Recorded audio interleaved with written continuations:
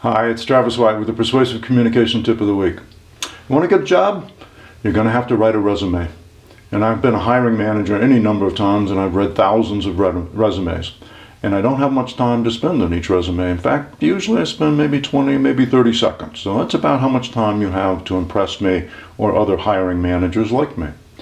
So the first thing to think about is you're not writing a history. Many of the resumes I see are like history lessons. Really, what you're writing is an advertisement. You're writing an advertisement for yourself. So you need to tell me why it's a benefit to me to hire you.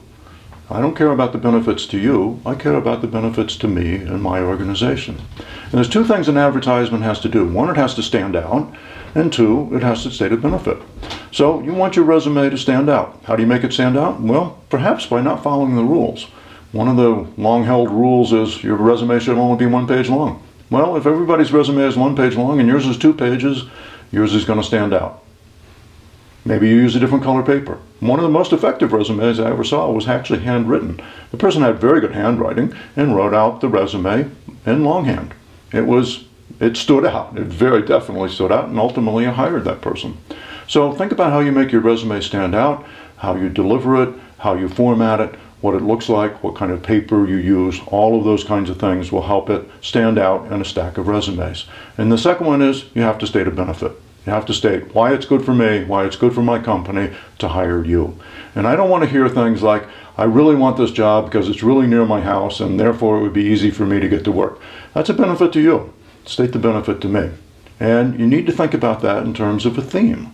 And I'll give you one of the themes on my resume. I've worked for a long time. I've worked for a lot of companies. Sometimes I work for small companies that got large. Sometimes I work for large companies that got small. I worked for private companies that went public. I worked for public companies that went private. I've worked through various product transitions, architectural transitions, and so forth. So one of the themes in my career that doesn't stand out in a history lesson is I have a lot of experience working with companies in transition from one thing to another. That's very valuable experience, and I want that to stand out. So right at the beginning of my resume, I put, I have a lot of experience working with companies in transition, giving some examples of that.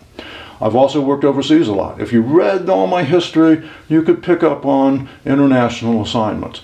I enjoy international assignments, so I put that at the head of my resume. It's part of that theme section, part of that benefit section. I know how to work outside the United States. I've lived and worked outside the United States for 13 years. It's a multinational career. So think about the themes in your background and make sure you put them up in what I call the claims section. You're claiming that you can do these things. You're claiming that you can provide benefits to my organization. If you can do that, maybe I'll read that in that 30 seconds. I may read a paragraph. So you've got about a paragraph of information. It's an elevator sale, but it's an elevator sale in your resume. After the claim section, you have the evidence section. That's where you do a little bit of the history, and you write it in an effective way. You write it as if you were writing an advertisement. So it's not quite so formal. Perhaps it's a little more engaging and a little more conversational. But think about that claim section. That's the first thing I'm going to read. And then think about the evidence to back up your claim. How do you prove that you can deliver that benefit? So you may want to look at the internet, and you might want to search for something like how to write a good resume. That's not a bad idea. Here's another idea.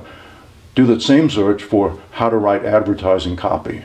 Learn how to write ad copy and then apply that to your resume, because your resume is an advertisement. It's not just a history lesson. That's a Persuasive Communication Tip of the Week. See you again next week.